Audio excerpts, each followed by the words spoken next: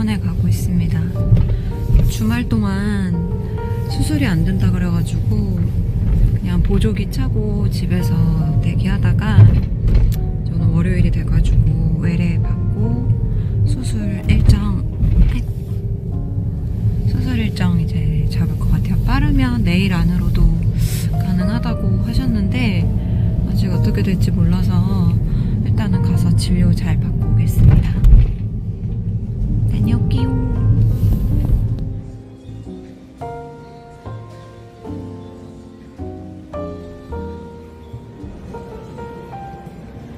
병원 가기 전에 잠깐 밥 먹으러 들렸어요.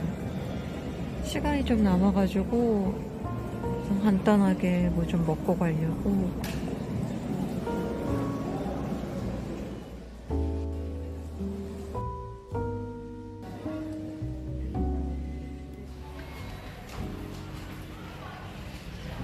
지금 피 뽑고 이제 심전도 검사하려고 기다리고 있어요.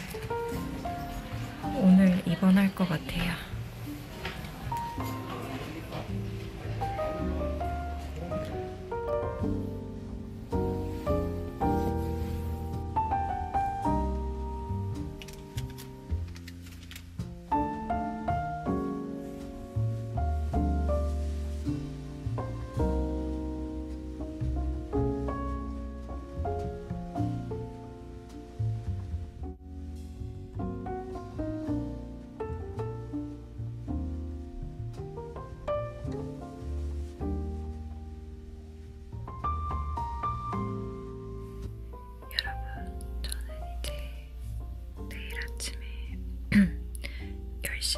수술할 예정이어서 일찍 자려고 합니다.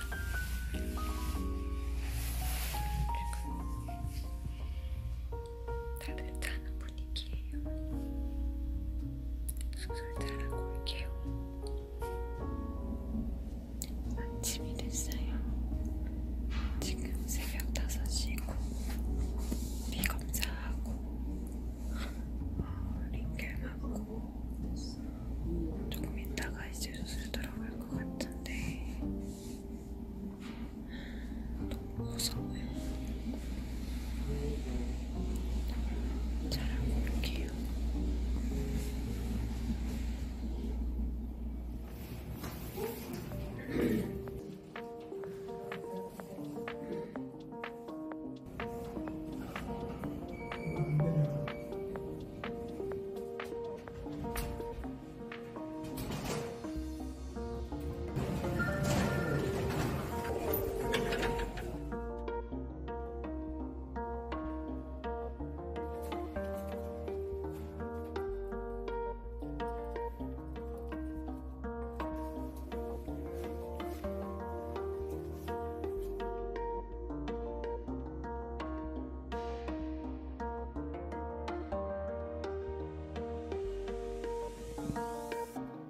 여러분 안녕하세요. 치치입니다.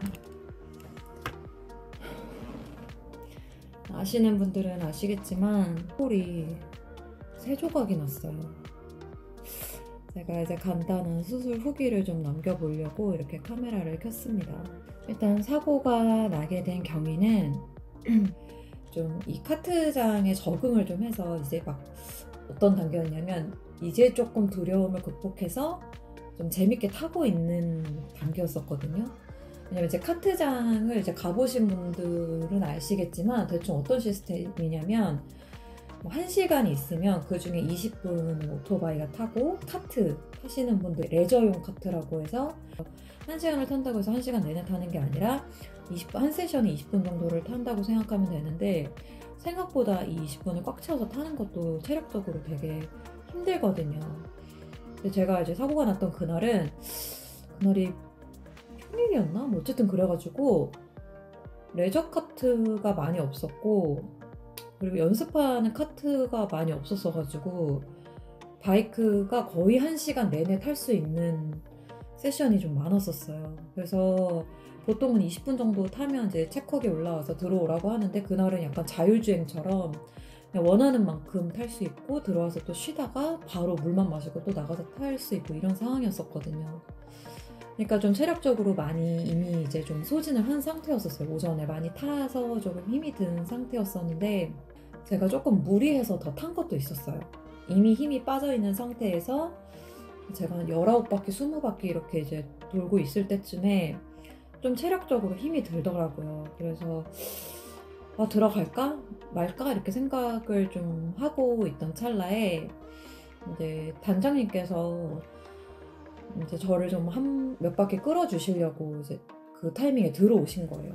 마지막 바퀴에서 이제 단장님이 앞에 이제 어떤 분이 이제 카트장을 저희만 쓰는 게 아니라 다른 분들도 쓰시니까 어떤 분이 천천히 주행을 하고 계셨는데 저 사실 그 상황이 잘 기억이 안 나긴 하는데 어쨌든 단장님이 그때 이제 그분을 이렇게 그 단장님은 이렇게 지나쳐서 제껴서 이제 가시려고 그 1번 코너를 조금 빠르게 들어가신 거예요. 근데 제가 그거를 이제 뒤에서 사실 저는 단장님과 저랑 실력 차이가 있으니까 저는 제 페이스에 맞춰서 제가 타던 속도로 사실 들어갔어야 됐는데 정신적으로 이제 막 너무 힘들기도 했고 이러다 보니까 판단 미스. 그래서 평소보다 너무 빠른 속도로 이제 들어가다 보니까 1차적으로 당황을 했고 바이크를 딱 기울이는데 이미 부풀었어요. 사실 이미 제가 늘 타던 속도가 아니었기 때문에 몸이 느리게 반응을 한 상태였고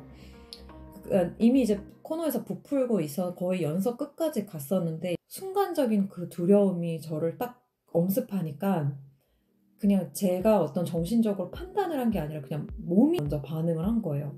그러니까 두렵다는 생각이 드는 순간 바이크를 더 못 기울이겠고 그냥 세운 거예요. 제가 일단 일으켜 세웠어요. 그러니까 바이크가 직진을 하잖아요. 코너를 지금 돌고 있는 상황에서 바이크 섰으니까 직진을 하잖아요. 그럼 이제 앞에가 이제 연석 넘어서 잔디밭이니까 제 딴에는 브레이크를 꽉 밟으면 그 잔디를 들어가기 전에 바이크를 멈출 수 있을 거라고 생각을 했던 거예요. 순간 이제 판단을 그렇게 한 거예요. 그러니까 경험 부족이죠. 제가 속도를 이제 이기지 못하고 바이크가 그냥 그대로 잔디밭으로 쭉 밀려 들어간 거예요. 그래서 그때 옛날에 영상에 올라왔던 것처럼 상설에서 미끄러졌던 것처럼 똑같은 실수를 또 반복한 거예요.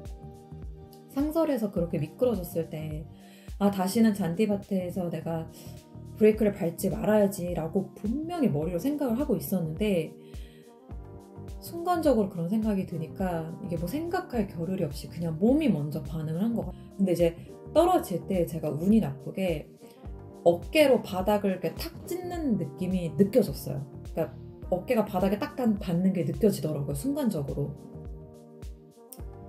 그러고서는 이제 엎어졌는데 통증이 평소에 제가 슬립을 했을 때 느끼는 그 통증이 아닌 거예요. 그러니까 정말 제가 사실 태어나서 뼈가 처음 부러져 봤는데 뼈가 골절되는 통증이 진짜 이런 거구나를 느낀 게 그냥 뭐 아프다 어쩌다 할 생각도 할 거 없이 그냥 헬멧 안에서 막 눈물이 막 줄줄줄줄 흐르는 거예요. 너무 아파가지고. 그래서 저도 이제 좀 누워있으니까 저희 팀에서도 제가 너무 안 일어나니까 이제 놀래서 뛰어오신 거예요, 그때. 그래서 이제 코치님이랑 이제 막 뛰어왔는데 제가 이제 막 울고 있으니까 일단 저 헬멧을 벗기고 이제 와서 이제 수트를 이렇게 열어서 여기를 살짝 만져보니까 이미 뼈가 튀어나왔더라고요. 이렇게 뼈가 이렇게 붙어있는 애가 이렇게 어긋나면서 한쪽 뼈가 이렇게 올라온 게 이미 이렇게 손으로 만져지는 거예요. 그래서 이거는 100% 골절이다 해가지고 병원을 일단 가야 되는데 영암에 있는 병원을 가면은 제가 계속 영암에 입원해 있을 수가 없잖아요. 제 집이 서울 쪽이니까 차를 타고 이제 한 4시간 정도를 그냥 뼈가 부러진 상태로 차를 타고 일단 서울로 올라왔어요. 올라와가지고 응급실에 갔어요. 대학병원. 그래서 이제 엑스레이랑 CT랑 찍어보니까 저도 쇄골을 직접적으로 부딪혀서 부러진 게 아니라 어깨로 넘어지면서 어깨뼈가 쇄골뼈를 미니까 뼈가 이렇게 그 충격에 팍 하고 부러진 거예요. 제가 사고가 난 게 이제 금요일이었었는데 토요일, 일요일은 그 대학병원이 수술을 안 한대요. 월요일날 오셔서 외래를 보고 이제 그 다음에 입원해서 이제 수술을 하는 절차를 밟으면 된다라고 얘기를 하더라고요. 그래서 약간 그 응급실에서는 제가 제일 경미한 환자였었어요. 워낙에 막 중증 환자들이 많이 오시니까 별로 저를 그렇게 막 심각하게 생각을 안 하시더라고요. 어쨌든 그래서 이제 집에 와서 토요일, 일요일 있는 동안이 제일 고통스러웠어요. 정말 그때는 이제 뼈가 어긋나 있는 상태니까 가만히 있으면 안 아파요. 조금이라도 몸을 이렇게 움직이면 이 어깨 부근부터 해서 이 막 날개뼈 등까지 진짜 너무 아픈 거예요. 보통 통상적으로 쇄골 수술 시간이 1시간이면 끝난대요. 그래서 뭐 이제 그렇게 큰 수술 아니라고 안심을 시켜주셨는데 3시간이 걸렸다고 하더라고요. 제 수술 시간이. 그래서 얘기를 들어보니까 제가 성인 여자 중에서도 어깨가 엄청 좁대요. 의사 선생님이 이렇게 좁은 어깨를 처음 봤다고 그러시더라고요. 그래서 수술이 너무 생각보다 오래 걸렸대요. 그러니까 뼈가 엑스레이에서 볼 때보다 막상 열어보니까 이 어깨뼈가 너무 작다 보니까 쇄골도 작고 그러다 보니까 이제 이게 조금 더 조각이 되게 더 조각조각 이렇게 났었나 봐요. 그래서 맞추는 것도 조금 힘들었고 시간이 좀 오래 걸렸다 하더라고요. 그래서 이제 철심 이렇게 지금 박아놓은 상태거든요. 그래서 그날 이제 마취 이제 전신 마취 이제 깨고 약간 정신이 들 때쯤 되니까 엄청 그때부터 매식거리기 시작하는 거예요. 막 진짜 어떤 느낌이냐면 전날 막걸리랑 와인을 엄청 마시고 배에 탄 느낌이었어요. 막 오바이트 하기 직전인데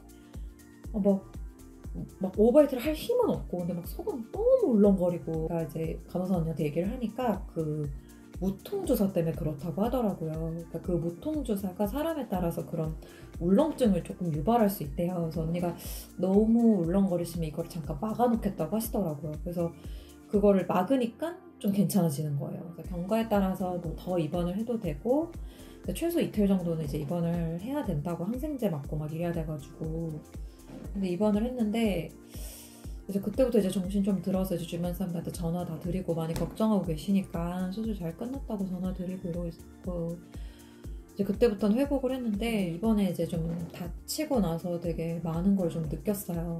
근데 그 사고 한 번으로 잃어야 될 게 너무 많더라고요. 뭐 일단 어쨌든 열심히 연습했었는데 이제 이게 좀 배우는 거에도 흐름이 있잖아요. 그러니까 좀 이렇게 막 재미 붙이고 막 실력이 늘 때 사실 조금 더 열심히 해야 되는 시기라고 생각을 했었는데 그런 시기에 딱 다쳐서 못하게 되니까 좀 그런 것들도 너무 아쉽고 또 제가 이제 다시 다 낫고 타게 됐을 때 과연 다시 전처럼 또 그렇게 탈 수 있을까라는 생각도 들더라고요.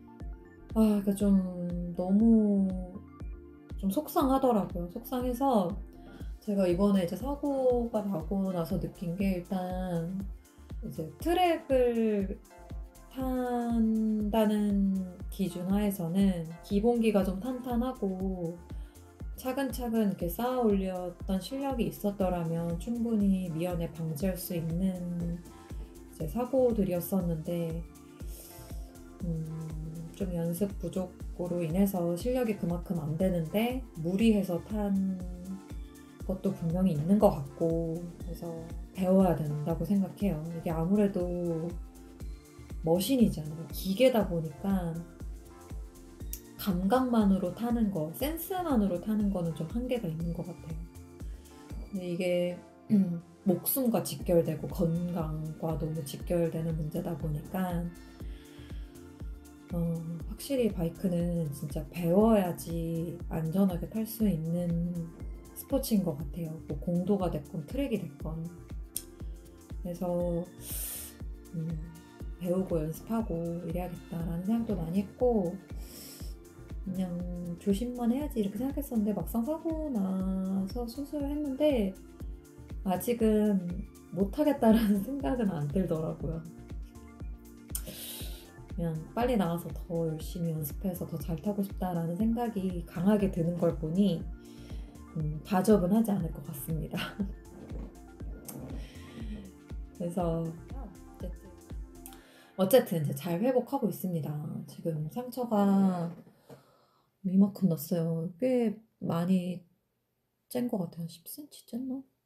어쨌든 저는 사실 제 상처를 못 봤어요. 이거 어떻게 지금 흉이 질지 모르겠는데 어쨌든 꽤 많이 쪘어요. 이렇게. 그래서 이거를 이제 한 일주일 정도 있다가 실밥 뽑거든요. 그때 이제 얘도 푼대요. 이 팔걸이도. 그래서 그때부터 이제 조금씩 재활치료하면 된다 하더라고요. 바이크는 언제부터 탈 수 있을지는 사실 잘 모르겠어요. 아마 출신 빼고 탈 수 있지 않을까 싶은데 이제 뭐 그거는 그때 상황에 따라서 정해질 것 같습니다. 여러분들은 절대 저 같은 실수하지 마시고 오늘 영상은 여기까지.